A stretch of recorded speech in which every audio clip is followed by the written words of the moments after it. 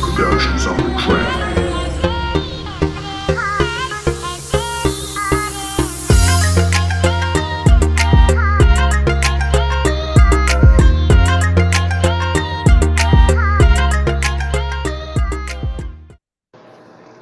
Yeah, what's up, everybody? This is Case Study QB, and we are back in the building after taking a month hiatus. Thank you, everybody, for being patient with me. I had to take a little break for my birthday month, and I had a great time. Thanks for all the birthday wishes on Twitter. I appreciate that. So I couldn't think of a better way to start back the show right before midterms with our fellow PJs. Day is in the building, Chef is in the building, and the awesome Amani Oakley.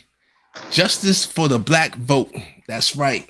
Oakley, not Fox Soul, not today, not Fox Soul, but no. Justice. After elections, I'll return to Fox Soul. Okay, you go back to Fox Souls after the election.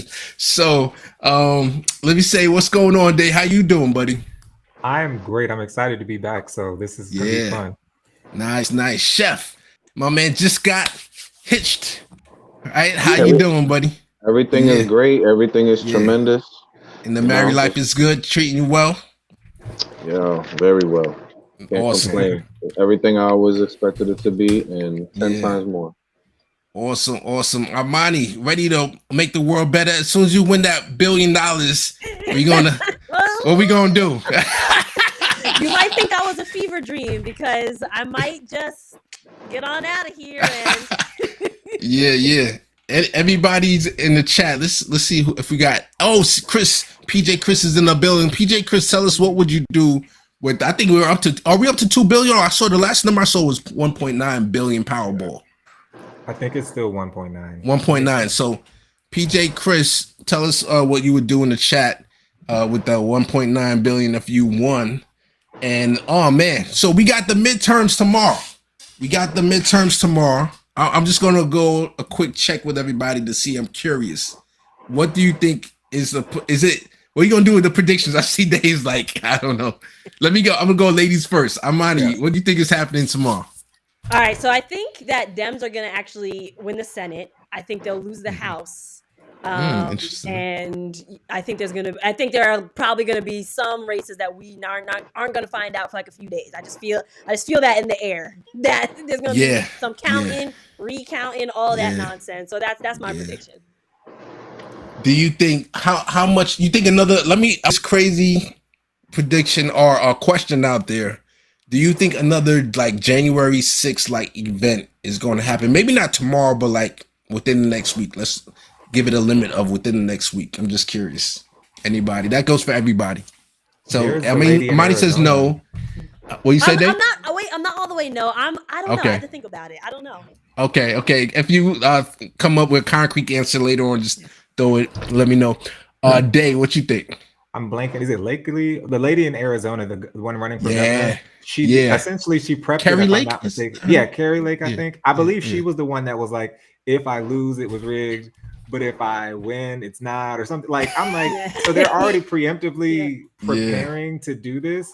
This can't be the response to every election. So I don't know if it'll be January 6th, but it'll definitely be some outrage, because I think some elections are going to be a surprise win. Yeah. So I wish that and I should have hit him up directly. Carlito's in Atlanta, because I'm really curious what the energy on the ground in Atlanta with Stacey Abrams running. And, she was complaining about the black vote. And I think that's a real thing that's in the ether about how the black male vote specifically is going to be for Stacey. And then especially the second time around, because you're supposed to, the first time around you run, okay, you see how it is. And then the second time around is supposed to gain momentum. But it looks like has worse polls than the first time she ran. So I'm curious, you guys have any thoughts on that? One of my best friends lives in Atlanta, and I asked him this yesterday, and he said most likely Kemp will win the governorship, will be the governor, but he did say that there is this weird ethos about like Herschel has a strong chance of winning, but it is possible for Warnock to pull it off. But what I found interesting is that he said he was very confident about Stacey losing, and he said it's because despite some of the stupid decisions that they made, Kemp is viewed as not like the worst governor. So it's kind of like, yeah, we're not our favorite, but there was some economic growth. There were some positive things about his governorship. So that's why he'll probably win, unlike last time when they didn't know him. Yeah, interesting. And I know that the last time when he ran, there was a strife about him. You know, he used to be the Secretary of State, and they were saying that he stole the vote. But this time around, even Killer Mike was saying like, hey, he was trying to warn Stacey Abrams, like, hey, you got to start doing some more things. You got to start making some more noise for the Black community. And instead of taking heed to that, she said, oh, you're suppressing the Black vote. By saying what you're saying, you're suppressing the Black vote. So that's almost like a slap in the face. And I'm sure that didn't help her argument at all. You know.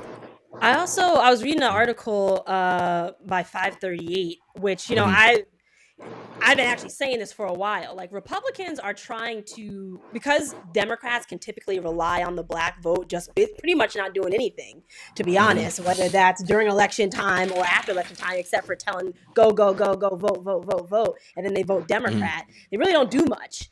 But I think that's starting to wear off. And I think, you know, there are a lot of younger Black voters who are coming up, and even some who are like younger Black voters who are older than me. Like I'm in my 30s, so older than me, but not old enough to really remember like the civil rights movement and when people first got the right to vote. So just saying like your ancestors fought for this, it doesn't resonate as much because it wasn't as close in time.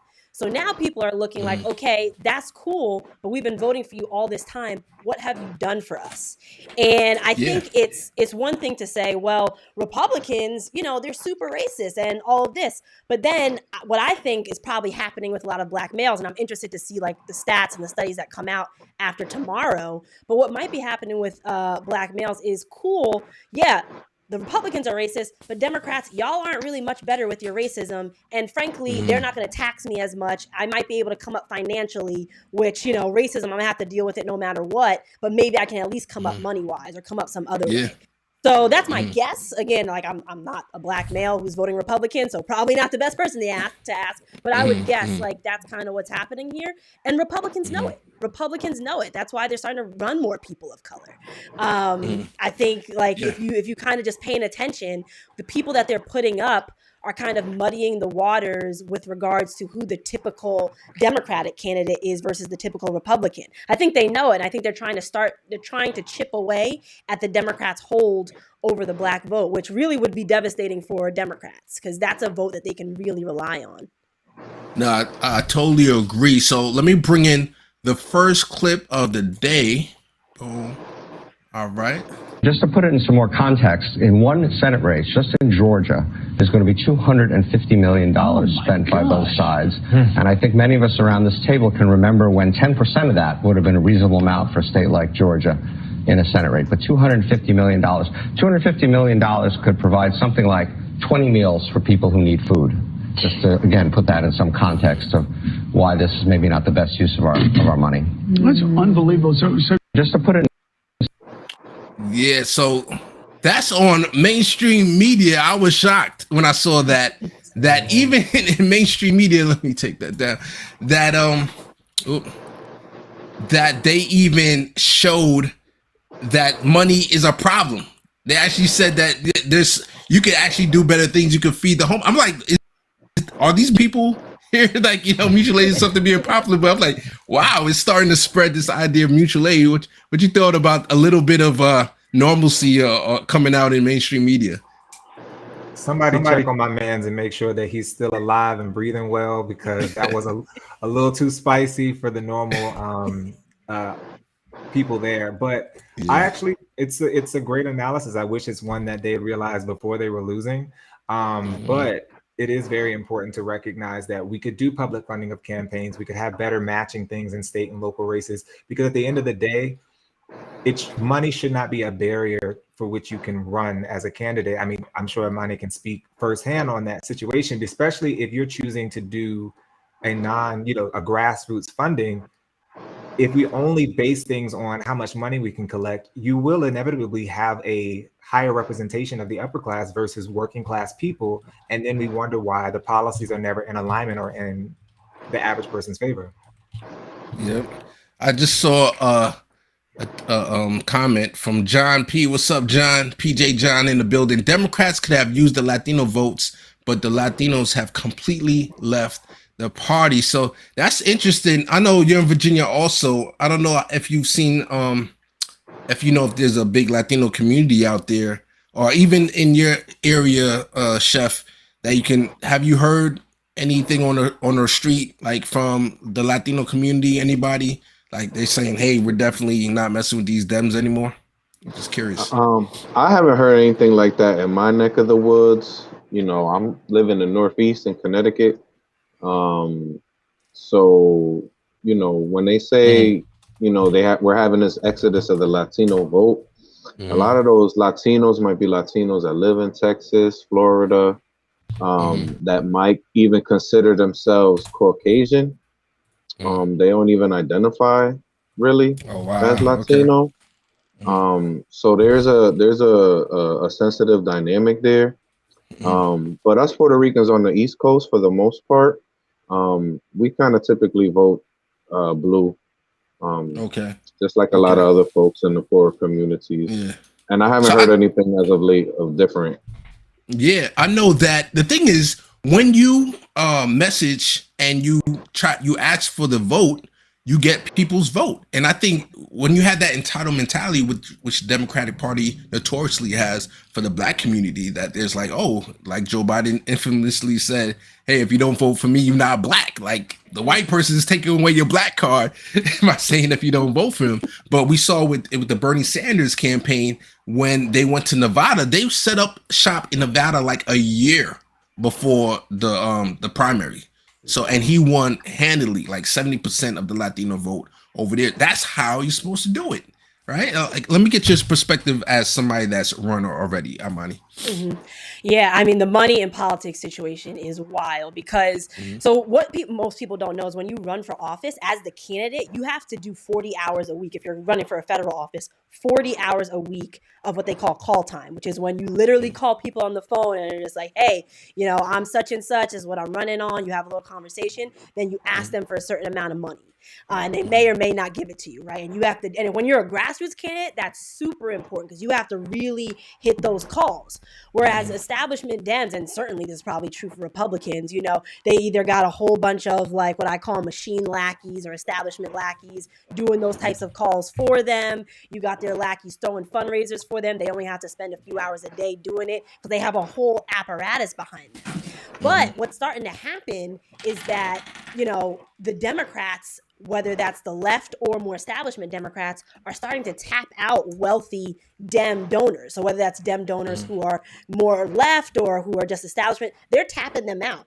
So I think the reason why we saw this on corporate media was because even the rich people are kind of like, yo, I can't handle this. Like, y'all have to do something about money in politics. I don't want to keep spending all this money. I know I'm rich, but I don't want to give it all to you. I just want to give a little and give me a little power and, you know, rub a little elbows. But you keep asking me, you keep tapping me. So that's why I think it's actually starting to hit more mainstream because rich donors are actually starting to feel the burden of it. And I know this because I talked to them and they're like, yeah, everybody's calling me for money and I know everyone needs it, but just back to back, I just can't keep doing it. In reality, they could keep doing it, but we won't have that conversation. But I think that's why it's starting to get more mainstream because even rich people are starting to get tired of money in politics. Yeah, but as we saw, there's a much longer clip to the Morning Joe clip that I just played with Stephen Ratner saying that, you know, we can give money over to other resources and give it to feed people. But in that same clip, it went on for like 7 minutes. They was talking about how we're hitting a records amount of money. I think like over 18 billion as a whole, not just a presidential election, because I think they compared it to presidential election, and that's different. Like one presidential is hit like over $1 billion already, but that's just the presidential. If you count all of it, it's like over 18 billion. And matter of fact, the record amount is in Atlanta that they have, I think over 250 million just in that state alone.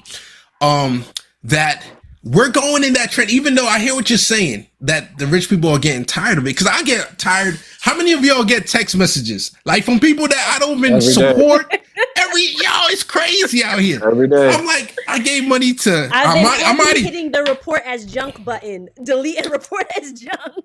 Amani, I donated to you. Did you get my email, my text? But it's crazy. I don't know how they. The algorithm snitches on us. You have to do what you got to do. Go ahead. To answer your question, though, that I think is twofold, though, because I think the what's being dumped into it is not only just the rich individual donors, it's also the PACs, and it's also like the corporate PACs, it's also the APACs of the world. Like they're putting more and more in it. So, while those individual donors are being tapped and they're getting tired of it, I think they're the ones like who are like, this is getting out of control. They talk to their friends and now it's getting more out of control. And that's why it's being talked about more. Now, why there's actually literally more spending is because PACs are getting more money. Corporations are getting strong. I mean, corporations are raking in a lot of money. PACs are, boosting themselves. So I don't think the more money is why they're covering it. I think it's because they're schmoozing with their rich friends and everybody's a little bit tired of it. And they're like, we should talk about this. But I think more money is in it because the PACs are going crazy and corporations are going crazy. Yeah, no, definitely. John P said that they even get his name wrong when they try to text him. They call him Johan and Aslam and every other name. It's crazy. They just desperate for your money. But I totally agree with you. I think they see it as an investment. The amount of money that they get, the return on investment when they give money, I think I heard a number 1,000% or something like, and I'm not down that at all. All they have to do is make sure the corporatist them is in there so that they don't raise their taxes. And then of course they get the Republican in there. They're definitely not going to raise their taxes. But there's a clip, I'm gonna see if I could find it, that the Republicans are jealous of the amount of money and support that the corporations are giving to the Democrats. And in that same Morning Joe clip, they did say that the Democrats raised the most soft money and hard money. So just let people know, I believe the hard money is the small dollar donations or the donations up to, is now $2,900. I don't know if you guys know that. It used to be $2,700. And then I remember when it went to like 28, but now he quoted $2,900 now. That's correct. Okay. So that's the hard money that small donations or regular people can give to a candidate, and that allows the candidate, they can directly spend that money how they want it. Now the soft money, which is PAC money, there's a quote unquote, they can't communicate with the campaign, but we know on the low, there's different methods of them kind of signaling, the winking and nod, like, hey, we need more TV ads over here or whatever it is. But Democrats are winning in both categories right now. So even Joe Scarborough made the joke that he was like, oh, so you're telling me that the Democrats are using Citizens United better than the Republicans? Because he's being sarcastic because he knows Democrats are supposed to be against Citizens United, but as we can see, I doubt they're going to work that hard to get rid of it. No. They internalize every wrong lesson. Oh, sorry, go ahead. Oh, no, go ahead. I was going to say Democrats internalize every wrong lesson from an election. Like starting with Bill Clinton, him winning with the third way, we take corporatist money. They have leached onto that as if it was the New Testament of a Bible and said, despite all the evidence showing like, hey, people don't want this anymore. People want to be able to trust you. Democrats could actually reclaim some credibility if as a party they came out for election reform and they said, hey, as a party, we're no longer going to sponsor candidates who take corporate money. But they'll never do that. And it's getting to the point now where the people can't overcome the power of the corporations. And to me, that's the core reason that we need to have election reform, because now it doesn't matter if you're going to raise all this money. APAC can come in at the last minute and say, and I see your number and I raise you 10. What do you do as a grassroots candidate? Yeah, go ahead, Amani. Yeah, and I forget who it was. It was either Ted Cruz or Marco Rubio. It was one of like those popular Republicans who went on this whole rant about how the Democrats are beholden to corporations. They're taking so much corporate money, and now of course Republicans are doing it too. But it's interesting because how can a Dem or an establishment Dem, a Dem that takes corporate money, really come back with a good comeback and say, "Well, we're for the people." When like all the Republicans are going to say is like, really, because you took this much from corporations, and then they don't really have an argument anymore. So I mean, it's a smart pivot for Republicans, and I really just don't know who's advising Democrats. Like, I don't know what the consultants are doing. I don't know what they're thinking. I just don't understand it. It's crazy. Yeah, Armani, when you ran for office, did anybody, and you don't have to give names or anything, I'm just curious, were there any forces that said, hey, you're doing well, we recommend if you get this particular consultant, they can help take you to the next level? Like, I'm just curious, did anybody approach you with that? Oh yeah. Really? There's a lot of money in political consulting on every side. Like, honestly, if you want to come up and make some bread, like, get into consulting work. There's which also, I mean, probably touches a little bit on why people aren't fighting too hard to get money out of politics on the Dem side, because a lot of consultants make good six figures, good money, and sometimes more from that work.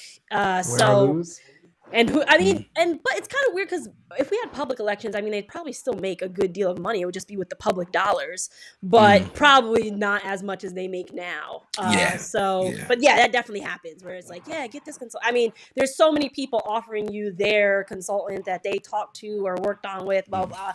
And it becomes like a little overwhelming. You got to be like, okay, you got to shut some of it out. Like, okay, thank you. I'm just going to, we're going this way. Because I think from what I heard too, like if you won your office, like leadership will come and tell you, hey, we want you to have this person as your staff and this person as your chief of staff, this person that, like, they'll give you, and you would just have to be strong enough to say, nah, I won my office, I'm good. Like, da-da-da. You heard about that too? Yeah, see? Wow. I heard about it in Jersey. Yeah. That's exactly what happens. Like, you use the mailer firm. That's the machine mailer firm. You put the people on your staff that the machine bosses want on your staff. I mean, that's exactly how everything operates in Jersey and DC too. I know that, some folks will refer to certain firms as like, oh, that's an establishment firm because they do all the fundraising for establishment Dems, et cetera, et cetera. Yeah. So yeah, that happens. I think that's why a lot of times there's people who say they're going to be a change candidate, they're progressive, and they talk loud during the campaign, but then when they get in the office, they get their mind right. Like they say, okay, you got to settle down. They tell people like you have to, speak only when spoken to. Like you're a freshman, so da da da. Like in my district, I have Bonnie Watson Coleman, who I believe she's probably I would say the word establishment progressive. Like if Medicare for All was put up for a vote, I'm confident that she'll probably vote for it, but she's not going to be out there like Bernie Sanders advocating for it, going on MSNBC, going on independent media, and like trying to push the policy. And I think that's not what we need. We need champions right now. Now is the time. I haven't heard from you in a minute, Chef, so I don't know if you have anything you want to jump in and say before we go to this clip.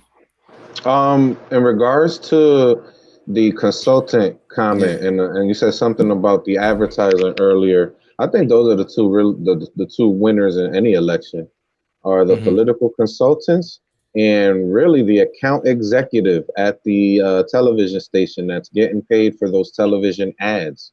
Those $250 million or whatever percentage of that gets spent on those ads. The account executive that's assigned to that, they're the ones that's really ultimately winning. So.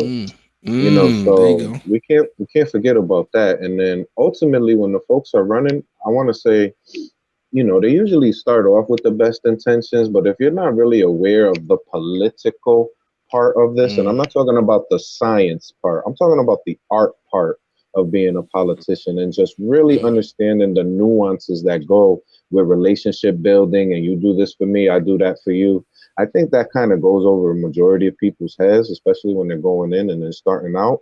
And, it's just things that I've noticed, working on the ground here in the Northeast and just the folks that start off with the best intentions, but they quickly realize they can't really sell or what they can't complete the transaction of what they're selling because it's just not enough energy.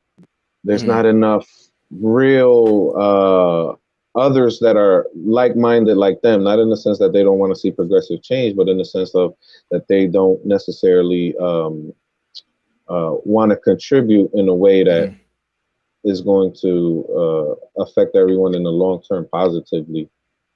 See, so the goal is to build a team, to have a team. That's what the squad was supposed to be originally. You had 4 people, and then the next next cycle they brought 2 more people, and it seems like if Summer Lee gets in there and some other people, this guy in Texas, can't think of his name right now, but other people, if that they got past their primaries, if they get in office, they're supposed to be adding to the so-called squad. And that's supposed to help you push for change. That's what we saw the Tea Party do. And they literally was disrupting to the point where Kevin McCarthy, I believe he was a member of the Tea Party, and he went all the way to becoming Speaker of the House. So like, imagine if somebody who we would have hoped to be a solid progressive, like anybody in the squad, became the Speaker of the House. That's what happened on the Republican side. So but I know that we've seen a lot of disappointment there. There's the whole argument between them enter and them exit, right? That's the big fight on what strategy is working. And unfortunately, I think the squad has represented the them enter, but the fruit of that strategy hasn't come to fruition and is not looking good. That's why a lot of people are looking to do them exit, trying to get another party going. We'll see what happens with that. But me personally, I just want a strategy to win. I just want to see, throw anything at the wall and let's see how much progress we could get, and we'll see what happens. So I got this clip. Let's go to this other clip right here. Boom. Towards attitude. I'm talking about the attitude towards corporate America. There's been a really fundamental shift in the party. It's not secret. Kevin McCarthy has told me on the record that if he's the speaker, he will not take a meeting with the head of the U.S. Chamber of Commerce. And just like, think about that for a second. This is the leading representative, the lobby group for corporate America cannot get a meeting, will not be able to get a meeting with Kevin McCarthy. We broke a story the other night saying he's requesting that they replace their entire leadership team. And the view of House Republicans is basically, again, this is not my point of view, I'm trying to channel to you what I hear when I talk to them every day, is we protected you guys for years in corporate America. We cut your taxes, we lightened your regulation, we fought the trial lawyers, and you turned around and on every issue of cultural salience, you sided with Democrats, whether it be the environment, voting rights, you know, go down the list, immigration, whatever. And so their view is, you know, middle finger, basically. Not only are we not going to protect you anymore, we're going to actively look for opportunities to harm you. And the Ron DeSantis playbook in Florida with Disney, that's not some aberration. That is a beacon, a bright beacon for Republicans of what they want to do on the Hill. And to be clear, there's not much they can do substantively. Biden's in the White House, but the oversight is just going to be a star chamber. And you're going to have people like Larry Fink from BlackRock hauled in Bible, you know, ripping him to pieces over his support for ESG. I mean, you're just going to see really aggressive and antagonistic and hostile oversight towards the business community. I'm talking. So I think that definitely they're going to, if the Republicans take over the House, there's definitely going to be a lot of hearings, and they're going to go back to those shenanigans. They might even try to impeach Joe Biden or whatever it is. But my question to you guys, do you really believe him on when they say they're going to betray the corporations or whatever? What do you think? I'll go to you, Day. I saw your reaction first. I don't. While that might be a minority view, I won't pretend as if it's not. I think they will only try to go after corporations that they view as antagonistic to their cultural priorities. Other than that, they won't do it. It's kind of like they have their favorite billionaires. Like they'll go after Jeff Bezos, but they probably won't go after Elon Musk. And I think it's pretty pathetic that we've gotten to a point where now people can just be so brazen about the influence of the bigger corporations, but more importantly, that now it just boils down to what cultural practice that you affiliate with. And it's like, I think Republicans are really salty about the fact that they've lost the chokehold that they've had on culture for so long. I said most, in the 90s and even the early 2000s. And now it's like they're stuck before everything was in alignment. And now they're like, oh, I have to pick a priority. And I just don't see them picking culture as the priority over money. I think that the regular Republican voters would do that, but not the people who need these corporations to fund their campaigns. Yeah. Imani, you want to get in here? Yeah, I 100% agree. Like, I think they're going to make a spectacle of the corporations that maybe give a lot to Dems, or like you said, like, have public stances that are different than Republican cultural values. But I think they're going to still keep taking the money. But what I think their messaging is going to be is, look, they're going to make a big display of holding these corporations accountable. And they're going to say, look, we're doing more to hold corporations accountable than Democrats. And then once again, we come down to the question, establishment Dems, what are you going to say to that? Because there's not you can't really say, no, look, you're still taking money. We're not taking any money. We're not doing any of that. Like, you can't really say that. By and large, you can point to the people that don't, but then any smart person has seen how much you've kind of stomped that wing of your party into the ground and say, like, that's disingenuous. So I really do think they're going to start flip, because the fact of the matter is that messaging works. Holding corporations accountable works. Fighting for everyday people actually works. And I think Republicans have figured out how to say that, but not actually have to do it. And since Democrats aren't actually doing it and following through, and people are getting tired of that lack of follow through, whatever they're going to say in defense is just not going to resonate the way it used to. No, you're absolutely right. The two messaging right now that the Republicans have against the Democrats is inflation and crime. In crime, the Republicans, the top 10, 8 out of the top 10 states are Republican that have the highest crime. So my thing is, I don't understand the messaging, and this is where we come back to the consultants, Amani and guys, that they don't have the right consultants to give them the messages. And I understand having people who are experienced and who knows they specialize in certain things, but these people are not doing them any kind of justice whatsoever. Inflation, that's corporate greed. Now, I give credit to Bernie. He's been the only person. Then Biden comes out every so often, and he does talk about the corporate greed of the oil companies and doing the excess tax on them to try to get back some of that profit. And they talk about corporate greed, but I just don't think they don't have the ability that the GOP have to get not only the GOP candidates, but they get the GOP, the channel, on board. Fox News, I'm sure Newsmax is parroting their crime inflation, just go back and forth, and they have the same messaging, and they just keep hitting it until the point where it's tied now. A lot of these polls are close, and it's like, wow, when the abortion issue happened, yeah, definitely they went up, but they just beat that down. It shows you how strong propaganda is. It is absolutely crazy. All right, so I got another clip. Unless anybody have anything to say, Chef, everybody's good. Let me go today. Go ahead, buddy. I love what you said, though, because at the end of the day, reality is just what you repeat. It's not really what's happening in the real world. It's whatever the Republicans or whatever say it is, that's what it is. But I wanted to follow up on Amani's point, because I think what they're doing is that they're calling the Democrats bluff, because they will make a big spectacle about, you can't be taking this corporate money, it's corporate money. And what would be the answer to that? Democrats coming out and standing against it. But will they actually do that? Of course not. So then it makes the Democrats look bad at a game that the Republicans are playing along with them. I'm really convinced at this point that the GOP must be paying these consultants at least 2 times what Democrats get, because they're taking all the good people. All right, my man, Big Pun is in the building. Yo. What's going on? You're muted or something. There you go. Can you hear me now? Yeah. What's going on, brother man? He's in the building. What's going on, Imani? Yeah. Chef, my boy, what's up? What's good? What's up? Brother. What's going on? How's everybody doing? Yeah. Good. Yeah, nothing much. Just jump in the water while it's hot. Give us your take on the midterms. What you think is going to go down? What's up? Yeah, go ahead. It's the end of the world as we know it, and I feel fine. And you feel fine.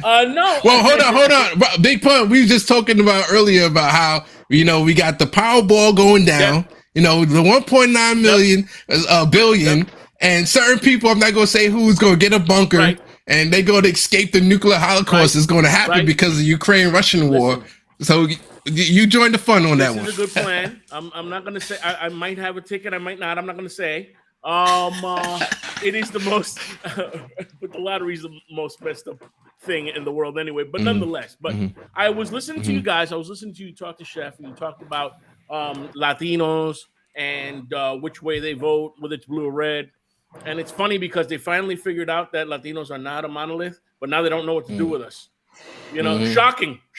There's Cuban people, there's people that are from Venezuela, there's whatever. They've come from different types of environments, and now all of a sudden it's interesting how people lean to these familiar things, even though they weren't really good for you. But now you this is what you know. So you're like, okay, well, this is, and again, the border states, it's an interesting thing. Like you might have a different take on life if you lived on a border state. That's true. So it's messed up that they figured out that we're not one thing, but now they don't know what to do with it. 100%. Let me give the chat some love, give some shout outs. So we got Kim Breeze in the building, Rafael Rodriguez, John P was here earlier. We got Pookie Wood is in the building. I know PJ Chris was the first person in the building. Much love to y'all. Thanks for joining. Let me go to this next clip that we got her. All right. This is a man on the street. I drive a truck, and it does not get very good gas mileage, and I actually had to quit my last job because I couldn't afford to drive all the way out there. Why is the price of gasoline where it is today? You can't just overlook that issue. Vegetables have gone up 20 to 30%. Growers locally in the farms are not carrying things they did last year because people don't have the money. And the inflation, they say it's 8%, but if you're in the construction industry, it's like 30%. Food is high, gas is high, rent is high. We heard from many discontented voters, especially among the working class and in rural areas, those who feel forgotten by politicians in Washington. I came up in a union household. My dad was a Teamster for 30 years, voted Democrat, but they're completely out of touch with what everyday Americans want. I think there should be a lot more focus on working class people. It seems like we always get left behind for either the high or the low. Then there's the issue of abortion.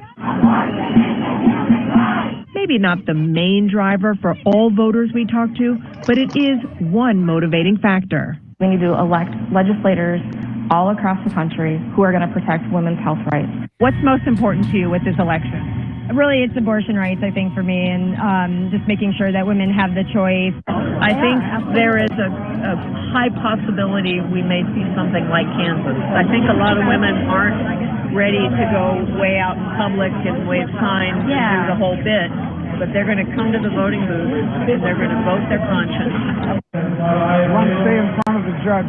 Dick Russell, a Republican-leaning voter in Michigan, told us in early September that he was reluctant to vote for GOP gubernatorial candidate Tudor Dixon because of her staunch opposition to abortion. I think there are times when women's lives are in danger and when there's extenuating circumstances that it has to happen. Are you ready? We checked back with him and learned he already voted for Republican Tudor Dixon, but also voted for a ballot initiative allowing abortions in Michigan. When we talked Labor Day weekend, you were undecided. What made you decide? The abortion initiative that they put on the ballot. Did you vote for that ballot initiative? I did.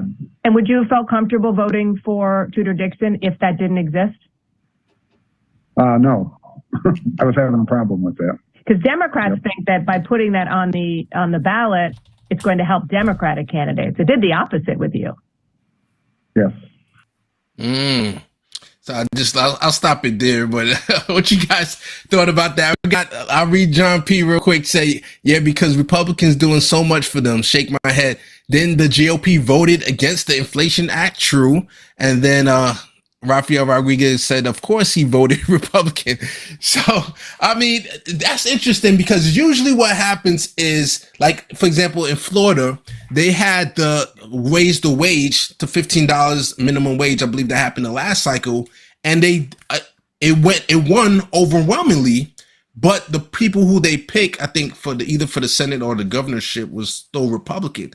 So they still really are independent minded in how they go down the line. In this case, he was going to vote for the Democrat for the governorship because she was afraid of the abortion issue. But because they put a ballot initiative that would fix that specifically, he's like, okay, I'm free to vote Republican, which is he considered himself Republican. Anyway, what y'all think? I mean, it makes a little bit of sense to me. It's kind of like if you think about it on the Dem side, right? Let's say there's for example, let's say me and Bernie Sanders. I don't agree. Me and Bernie Sanders don't have the same viewpoint when it comes to reparations, right? But when Bernie Sanders runs, guess who votes for him? Me. So I think it's probably the same type of mentality where it's like it's one issue that they don't agree with, a Republican candidate's point on, but overall they still may vote Republican because of whatever else. So it does make a little bit of sense to me about why it's that way. I mean, it's twisted. Like it makes sense in the sense that like we do it with our issues too, even though it's a horrendous issue when you're talking about getting rid of abortion. Yeah, it's supposed to be like, so for example, if the legalizing marijuana is on the ballot, it's supposed to bring out, okay, all the youth are going to come out to try to support that. And then the youth supports like the Democrats overwhelmingly. So I think that's what the Democrats' frame of thinking was in this particular case. Like if we put it on the ballot, maybe a whole bunch of youth people are going to come out. So this is something to look out for tomorrow to see if a lot of youth are going to support these ballot initiative states that have ballot initiatives that they might want to support. We'll see how high the youth vote is. But I see you shaking your head, Big Pun. What you think about this? For lack of a better term, he split the baby, right? Like like my man just went, well, I knew what I was going to do, but this allowed me to have to justify what I was going to do. And if that's a strategy of the other side to think that that's going to sway people to go to the other side, once again, horrible strategy. I don't know what to tell you. It's like it's horrible, but this is where we are, right? Like we're not on one thing, and then when you have that one sticking point, you're gonna put it out there and be like, yeah, but how about this? This is what you like, right? This is what they want you. This is what we want you to go ahead and this is what you're sensitive about. You're like, yeah, ooh. That's a bad strategy. It's a bad strategy.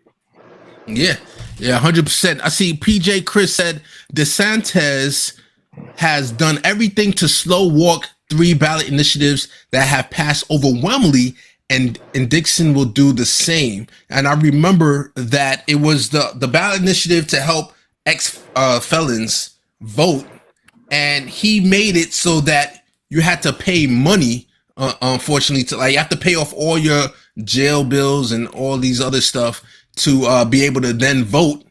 And so I totally agree with you, PJ Chris. Republicans always find a way to stifle progressive change or policy change. I just wish that the Republicans in Florida will punish them for that, or punish the GOP. I wonder what, PJ Chris, maybe you can let me know, what would it take for people in Florida, because I know you're in Florida, to recognize that the GOP and the legislator, maybe he would lose the legislator, tomorrow, or maybe, because I don't think he's up for the governorship. Oh, actually, he is up for the governorship. So, maybe he's punished by seeing that it's super close instead of it being a runaway election. That might be a way that he could get punished. But let me know if you have any other opinion on that.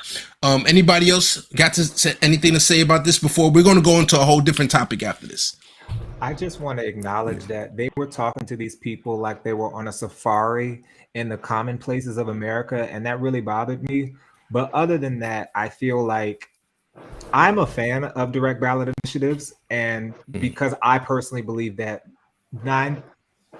8 times out of 10, the American people can be better trusted to do this than the politicians. And so while it sucks that maybe a Republican can win, they still were able to solidify abortion rights. And so it is this weird mixed bag. People have to earn the vote. You have to get out there and put out a message that makes people want to not just vote for you, not just vote for a specific issue, but vote for you to take care of other things. And I feel like the Democrats just refuse to talk about economics. Yeah, that's definitely something that Bernie was complaining about, that he would have specialized in economics if he would have won. You know, it came very close. That's something I think about too. I think about if we didn't have Citizens United, Bernie might have won in 2020. Hear me out. This is my theory. So Joe Biden was doing horribly at the very beginning, right? And the only way that you can stay in a race, when you see the writing on the wall, is by how much money you're raising. But if you're not raising a lot of the, you know, what we talked about, the hard money, which is the small dollar donations, after a while you have to drop out. I think that's what happened to Kamala. Eventually she had to drop out because she wasn't getting the money. But because the campaign manager can say, hey, you know what, we can stay in a race because at any moment we can get that PAC money can just jump in and throw it at us, and we'll be right back to the races. Now that's Citizens United. If Citizens United never happened, they might have had to drop out a lot earlier, and they will say, hey, you know what, we're not raising money. I can't pay my salary, my workers, I can't pay, so we got to pack it up early. While Bernie, out of the small dollar donations, he was raising the most. He was killing it the whole time. So that Citizens United, that's the first thing that we need. A progressive who gets in office, or when progressives get power, they really have to stifle that big money. Get rid of Citizens United, or just totally just get public funding in there. Like it baffles my mind that at sometimes that even Bernie wasn't hammering that away as much as I think he should. But we'll see what happens. Yeah. All right. So let me see. Go ahead. Now go ahead, and then I think I have somebody else that I'm going to bring in as a guest on the show. Ooh. Go ahead. Cool. Yeah, and one last thing, regarding Republicans and abortion. One of the things that I am really interested to see how tomorrow turns out, and then see, the studies on whether it was because, like, if Dems win, for example, if abortion tipped the scales for them and people were angry about that, so they voted Dem. Because I remember in 2016, we had Donald Trump being really horrible towards women, really, really horrible. And then you had a whole bunch of white women go vote for him. And then right when the Women's March happened, those same conservative white women then went to the Women's March because they were like, yeah, I like everything Trump stands for. I didn't like what he, said about women. So that's why I'm here at this march. So I'm really interested to see if we're just going to keep repeating that history over and over until we decide to recognize that this happens and do something about it, or what. I'm really interested to see how that plays out actually tomorrow.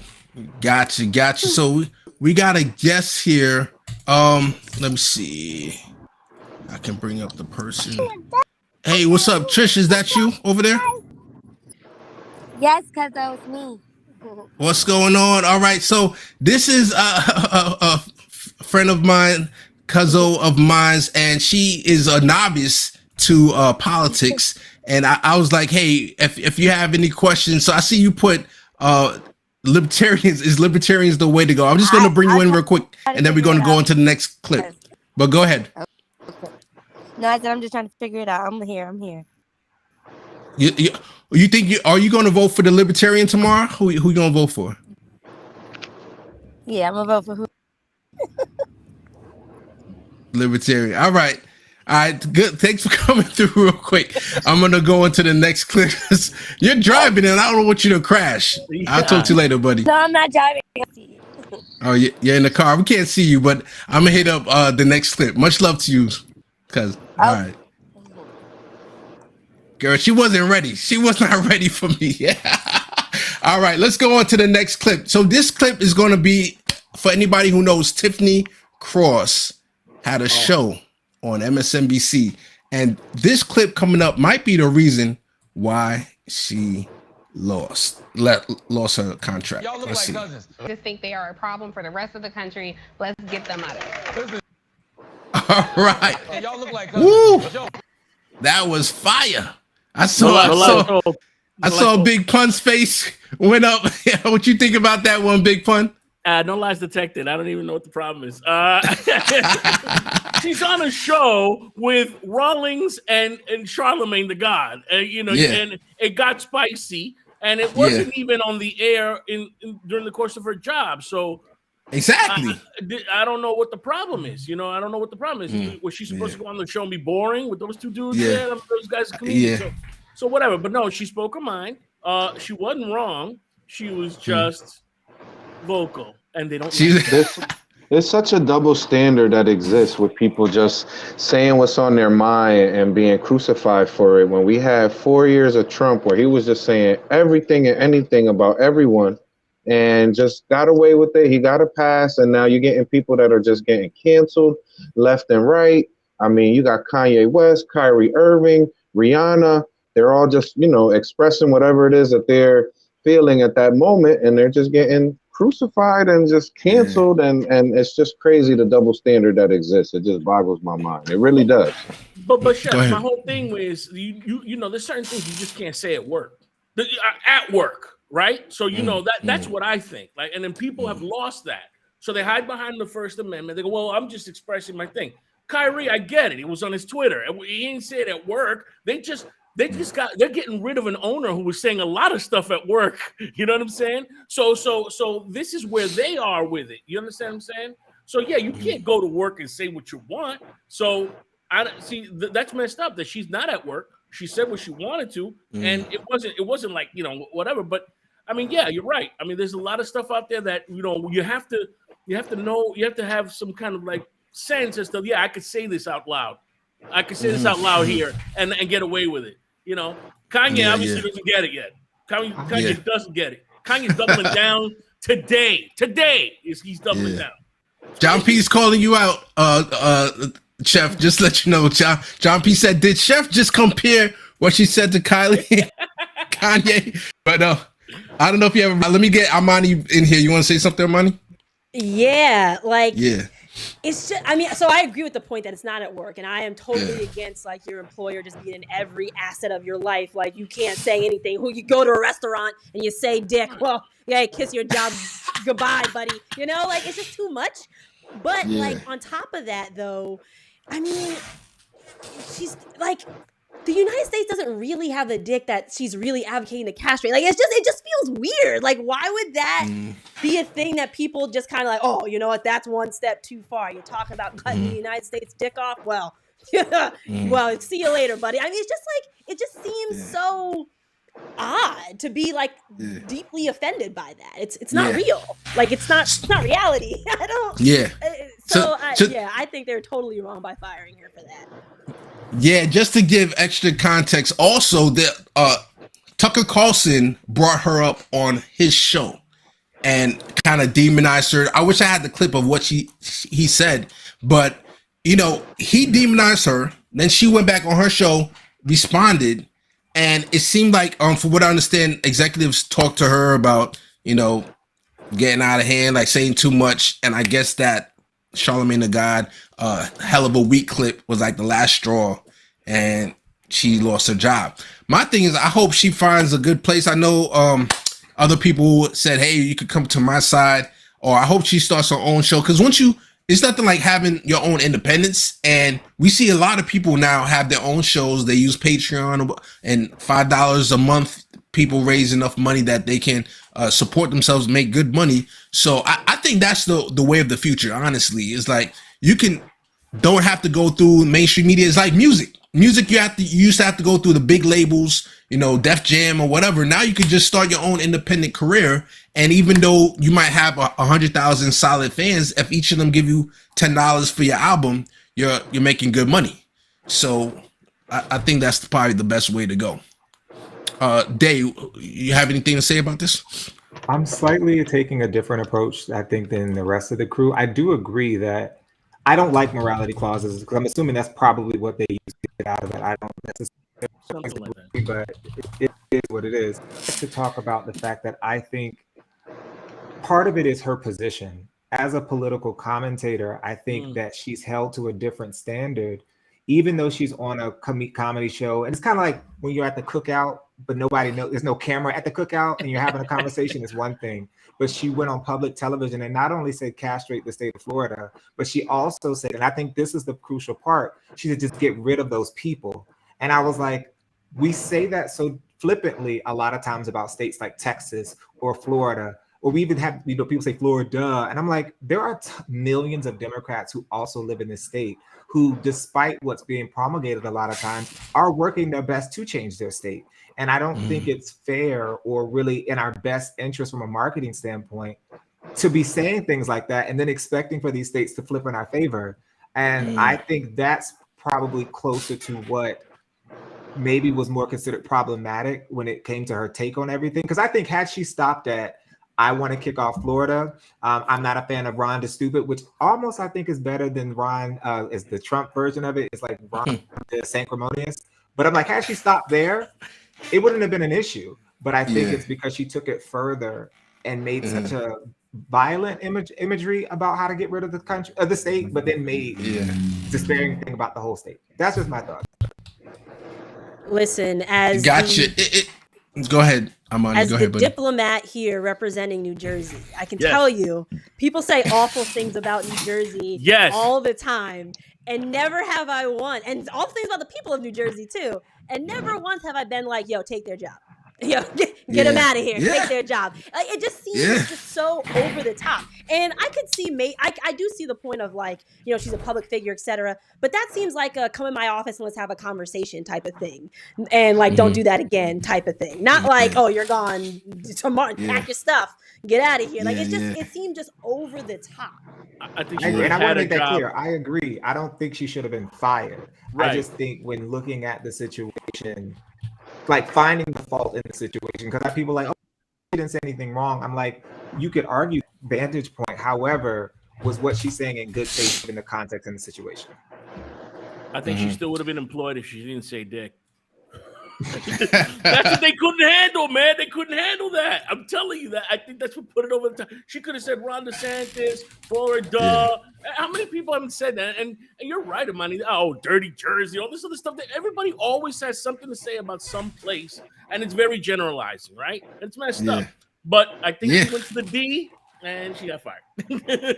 Rafael Rodriguez said, if she was a male with orange hair, nothing will happen, but again, it's because she's a black woman.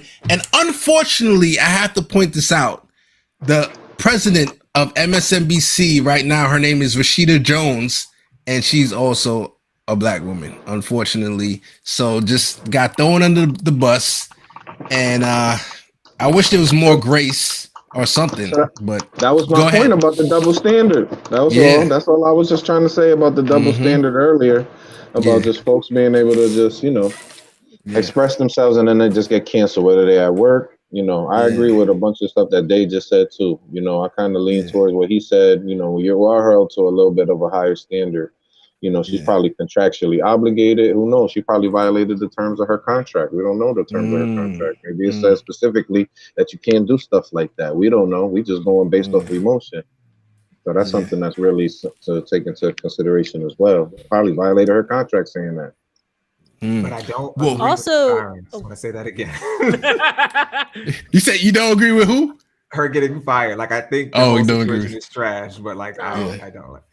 Gotcha. There was I forget who it was, and I think it was somebody wrote a thread. And if this is you and you're watching this, I'm so sorry. I can't remember that it was you, but somebody was saying, because Case, you brought up the a black woman heading MSNBC being the president, and somebody brought up a really good point that like usually when you're a top executive like that and you're a person of color, it's really any executive who makes it to that level. It's because you exude what the company wants you to exude, right? For us to kind of and when I mean us, I mean like the general public, to assume that because a black person is at the head of a corporation like that they'll be more open-minded is not necessarily true, because typically to make it that far you have to like it completely mirror the culture of that company. So really, if she's mirroring the culture of MSNBC, then Tiffany Cross is going to get fired, even if the president is a black woman. That probably came from higher up. It probably wasn't even her call. You don't know, right? I agree with that. And matter of fact, this is her mentor, Phil Griffin, who was the previous MSNBC president. So, like, you got. I know he's not that I know of, at least. But yeah, you all are right that I think like a Florida man.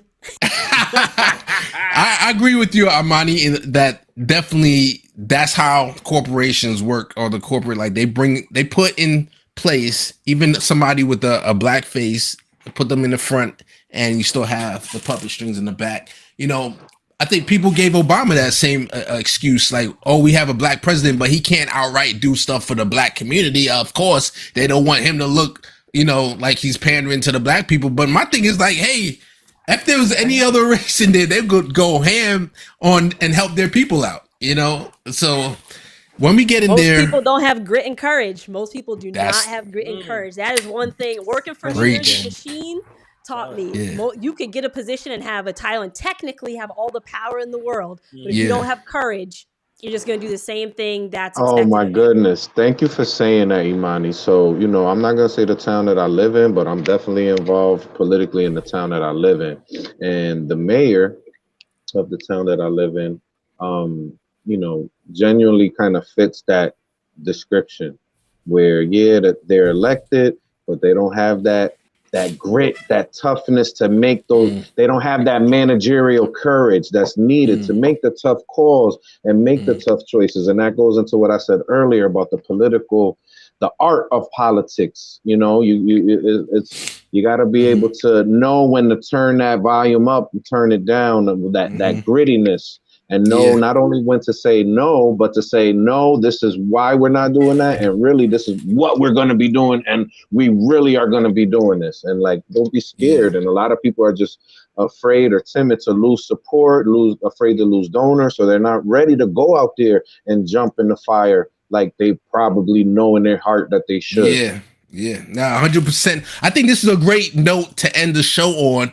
And I'm going to just read this last comment from Joy to the World. The same with politics. They put up Kamala because she agrees with corporate Dems, but looks like us. It didn't work like they intended, but they keep using the same strategy for diversity points. 100%. And then John P. got one last question. Yep. One final question. Where is Liz? Anyone heard from Liz Cheney? Oh man, she's been endorsing all the corporate Dems. They just been hugging up, loving up on each other like, yeah, I got your back. I know that Virginia, what's her name? The Virginia Democrat, Spinberger? Which one? Ah, man. You know what I'm talking about? What position?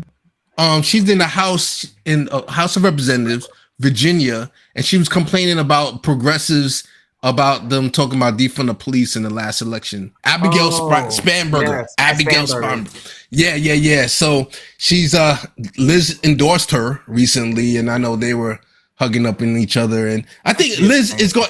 How many people say Liz is going to join the Democratic Party? If you raise your hand if you think so, and if not, just keep your hand down. Look, Dave's like, all right. I think a whole bunch of centrist Republicans are going to become Democrats so they can win elections. The Democratic Party is going to let them. And we just keep hot take. The Overton window just keeps going to the right. It's crazy. Like, look at all these different January 6th deniers that a good chunk of them is going to get elected. I'm pretty sure. And then the Democrat Party just keeps adopting these Republicans, and not just any Republicans. These are like neocon type of Republicans that are joining the Democratic Party. Yeah. Anyway, what a horrible way. I wish there's a lighter way to end the show. Let me see if there's a. I'm gonna take everybody to get something to eat when I win the Powerball. How about that? Yes. There we go. That's what I was gonna do. I asked everybody what they were gonna do, and that's what I'm gonna do. I'm gonna get something to eat. Yeah. First. Yeah. Sounds now, good. I'm gonna go see if my. Don't let Drake hear you say you're taking us to Hibachi. Don't let Drake say that, because you're next. You're the next victim on the album. We're gonna be somewhere in the Greek island. That's what we're gonna be eating, right? I mean, we're not gonna, take us to Mickey D's or something like that. Of course not. All right. Let me give a shout out to our Patreon members: Nancy Vancher, Deborah B, PJ Chris, Akabash Akita, Zachary Guston, and Shanika Thompson. Thank you so much for coming on the show. I'm looking forward to when next week Dave is coming back on the show. He was working the polls today, and he's working the polls, and not a stripper poll, the election polls. He's doing that. Just had to throw that in. You're gonna get fired. So much love to my man. But I told him come back next Monday and tell us all the secret nitty gritty. If anybody try to steal the election, anybody try to pull a January 6th, I think David would have pulled out his, he would have made the work if somebody tried to run up on him, right? But much love to everybody. Any last words, Chef? I'm gonna go in the order of the boxes, Chef. Get up early. Start your day 6 o'clock in the morning. Go handle your vote, handle your business, get it out as sooner than later. Yeah. All right. Day. I pray you vote tomorrow, and make sure you have friends. Have a text line so you don't drink yourself into a hole or something, if that's how you feel. All right. Armani. Follow your conscience, whatever that is. Follow that. And after tomorrow, Wednesday, we still have work to do. So yeah. All right. Big Pun. Vote. Get out there early, just like they said. Have yourself some breakfast. Get yourself ready for that. You know what I mean? They're gonna go. Make sure you get there. Make sure nobody bothers you. Make sure you get to the thing and you do it right. Make sure you bring your ID. And then don't let them turn you around. Don't let them make sure you vote. And I'm sure John P is sarcastic. You said vote blue no matter who. Let's go. I'm sure turn he's over a pretty. Ballot. Turn over the ballot. Look at the other side. You know what I'm saying? Come on now, people. Do it right. So the last thing I'm going to say is the mutual aid political party is on its way. It's coming next year, early next year. We're going to be dropping that news, and we're going to be growing something new, and we're going to hear more about that. And basically, I'm going to need everybody on board.